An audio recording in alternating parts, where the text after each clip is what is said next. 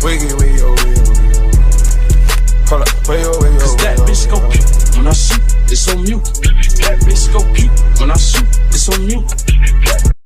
Sampurasun, nami Abdi Shalomita Putri Dinanti Siregar. Tiasa dipanggil Shalom. Abdi kelas 12.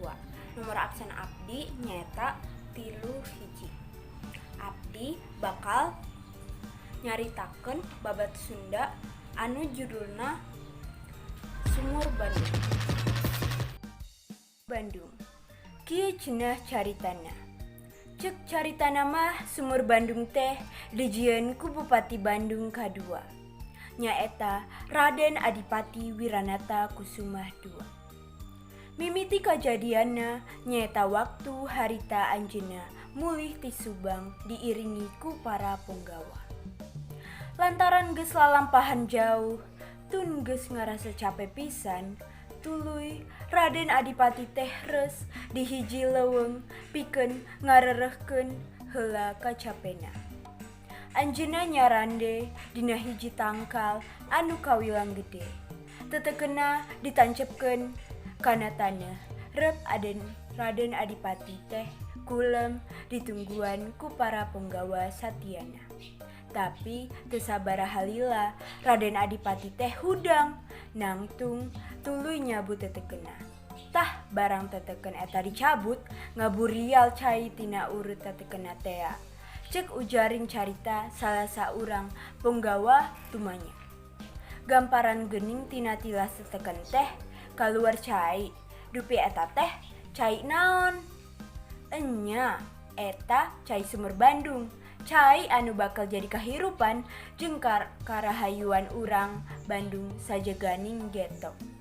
Tembal Raden Adipati Wiranata Kusumah II. Satuluyna cenah ku kasakten Raden Adipati Wiranata Kusumah II nu jelas henteu samanea. Dina waktu sapeuting urut tetekeun teh dijadikeun sumur teu aya nu apang. Kalayan pasti sabaraha jerona Sumur Bandung teh. Ngan anu geus pasti kaahengan Sumur Bandung teh tiba heula nepi ka ayeuna caina Teguh Susaat jeung kekapangaruhan ku cai Salokan Cikakundung nu aya weta ninakna hirup pawates ku tembok gedong PLN.